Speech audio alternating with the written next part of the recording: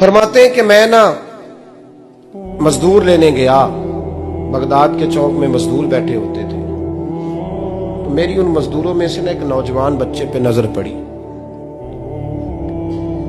बड़ा कमजोर सा वजूद था, लेकिन चेहरे पर इबादत का निशान था। माथा बताता था कि नमाज का बड़ा ख्याल रखता है। मैं उसके करीब गया।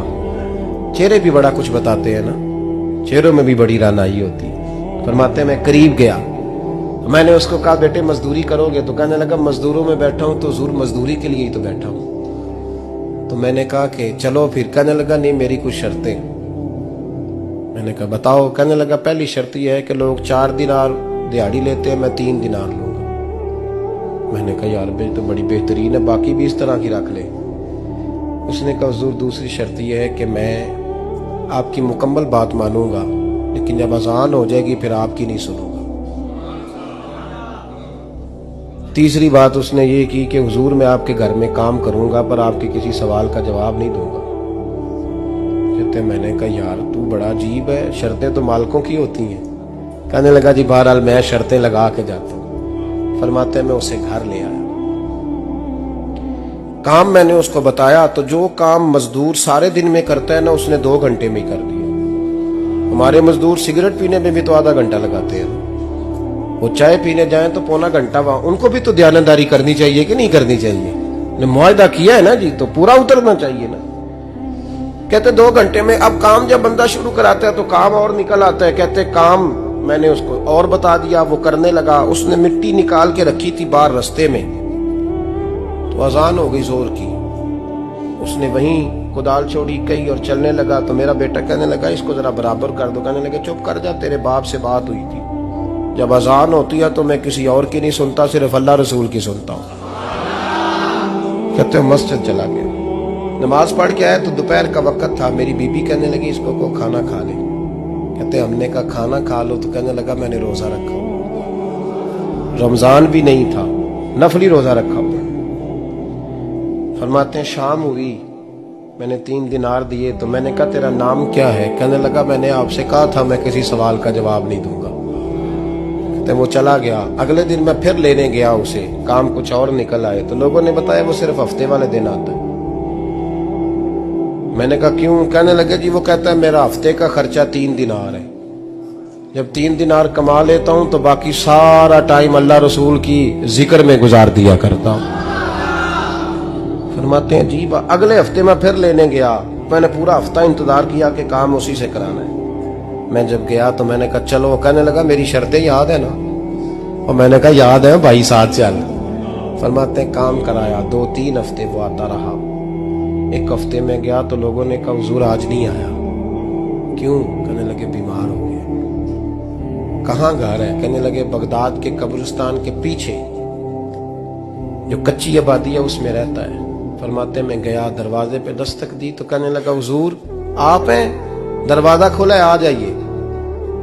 फरमाते मैं अंदर गया तो मैंने कहा तुम्हें कैसे पता चला मैं आया हूं? कहने लगा हुजूर अल्लाह वाले हो, आप नहीं आना था, वरना अमीर तो गरीबों का पता लेने कोई नहीं आते। कहते मैं करीब गया तो कहने लगा मैं आपका इंतजार कर रहा था, तेज बुखार है, तप रहा। जेब से कुछ पैसे निकाले, कहने लगा ये पैसे रख ले। एक अंगूठी निकाली, कहने लगा हुजूर आज रात को मेरा इंतकाल हो जाएगा, इन पैसों का कफन खरीद के सुबह जनाजा पढ़ के मुझे दफन कर देना, और जब दफन करो तो ये अंगूठी लेके असर के बाद हारून रशीद के पास जाना। आप उसे कहना मैंने मिलना है पर वो आपको टाइम नहीं देगा। आप उसको आवाज दीजिएगा कि तेरी एक अमानत है मेरे पास, फिर वो आपसे मिलेगा तो अंगूठी दे दे, फिर आप मेरी तरफ से फारिग हैं। हजरत फरमाने लगे तेरा नाम? और कहने लगा हुजूर वक्त थोड़ा है, आज रात मैंने जाना है, बड़ी लंबी माफी मांगनी है रब करीम से, अगर मुनासिब समझे तो मुझे अपने रब से तन्हाई कर दे। फरमाते हैं मैं आ गया पर उसकी बातों ने मुझे सारी रात सोने नहीं दिया। फरमाते हैं सुबह बड़ी मुश्किल से सूरज निकला, मैं गया दरवाजे पे हाथ रखा तो दरवाजा खुला हुआ था। अंदर दाखिल हुआ तो खुशबुएं मेरा इस्तकबाल कर रही थी। जब चेहरे से कपड़ा हटाया तो उसका तो इंतकाल हो चुका। इंतकाल हो चुका है, ऐसे है जैसे किसी का दीदार करके सोया।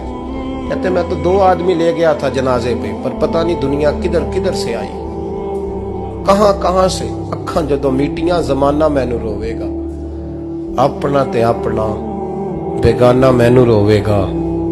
फरमाते हैं मैं तो 2 बंदे ले गया था, पर पता नहीं मखलूक कहां से आई। जनाजा पड़ा, दफन किया। हारून रशीद के पास में असर के बाद गया, मैंने बुलाना चाहा पर बादशाह था, मेरी तरफ देखा ही नहीं। मैंने उसको कहा तेरी एक अमानत मेरे पास है। फरमाते हैं वो मुझे कोने पे ले गया, क्या बात है, कमरे में बुलाया, मैंने अंगूठी दी। हारून रशीद तो चीखे मारने लगा, कहने लगा अंगूठी वाला कहाँ है? मैंने कहा वो तो इंतकाल कर गया। कहने लगा मुझे कब्र पे ले चल। कहते मैं कब्र पे लाया तो वो लेट गया, तड़प के रोने लगा। मैंने कहा मेरा कलेजा फट जाएगा, ना उसने कुछ बताया ना तूने बताया, ये कौन था? तो हारून रशीद कहने लगा ये मेरा बेटा था।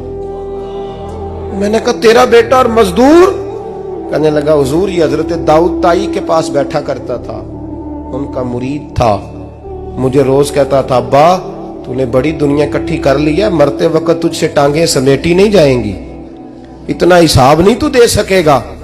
मैं इसको समझा देता, इसकी अम्मा समझा देती। ये रोज हमें कहता छोड़ दो, आ जाओ अल्लाह रसूल की बारगाह में झुक जाएं। हम समझ। एक दिन ये चला गया, कहने लगा फिर तुम्हारा रास्ता और है और मेरा रास्ता और है। ये सोने की अंगूठी गलती से इसके पास रह गई, गलती से हीरे की अंगूठी चली गई। कहने लगा देखो मेरे बेटे ने आज वो भी वापस कर दी है।